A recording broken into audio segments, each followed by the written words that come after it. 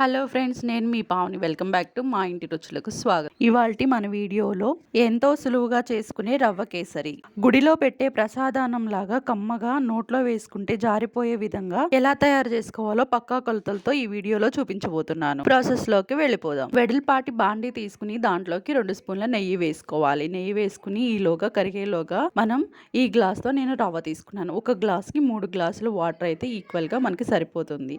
3 గ్లాసులు వాటర్ వేసుకుని దీంట్లోకి ఏ కలర్ ఫుడ్ కలర్ అయినా తీసుకోవచ్చు. నాకు ఇక్కడ ఆరెంజ్ కలర్ అవైలబుల్లో ఉంది, అది తీసుకున్నాను. ఇలా ఫుడ్ కలర్ తీసుకుని కొంచెం సిమ్లో పెట్టుకుని బాగా మరిగించుకోవాలి. ఈలోగా మనకి నెయ్యి కూడా వేడైపోయింది. దీంట్లోకి కొద్దిగా జీడిపప్పు వేసుకుని దోరగా వేగించుకోవాలి. 90% బాగా దోరగా వేగిన తర్వాత దీంట్లోకి కొద్దిగా కిస్మిస్ కూడా వేసుకుని బాగా వేగించుకోవాలి.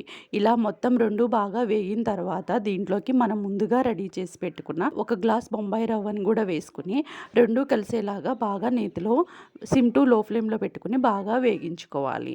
ఇలా సిమ్ టు లో ఫ్లేమ్లోనే పెట్టుకోవాలి, లేకపోతే హై ఫ్లేమ్లో పెట్టుకుంటే త్వరగా చేంజ్ అయిపోయి రవ్వ అసలు బాగోదు. అందుకే సిమ్ టు లో ఫ్లేమ్లో పెట్టుకుని దగ్గరుండి బాగా వేగించుకోవాలి నేతిలో. రవ్వ మొత్తం బాగా వేగించుకున్న తర్వాత దీంట్లోకి మనం ముందుగా రెడీ చేసి పక్కన పెట్టుకున్న గోరువెచ్చని నీళ్ళని మొత్తాన్ని దీంట్లోకి తీసుకోవాలి.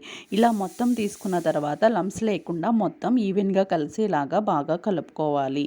ఇలా సిమ్ టు లో ఫ్లేమ్లో పెట్టుకుని దగ్గరుండి మనం కలుపుకోవాలి. వాటర్ అంతా అబ్జర్వ్ చేసుకునేదాకా బాగా కలుపుకోవాలి.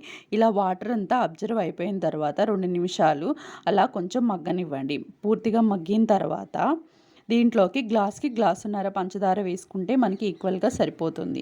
గ్లాస్కి గ్లాసున్నర పంచదార వేసుకుని 2 బాగా కలిసేలాగా లంప్స్ లేకుండా బాగా పూర్తిగా పంచదార రవ్వ కలిసేలాగా బాగా కలుపుకోవాలి.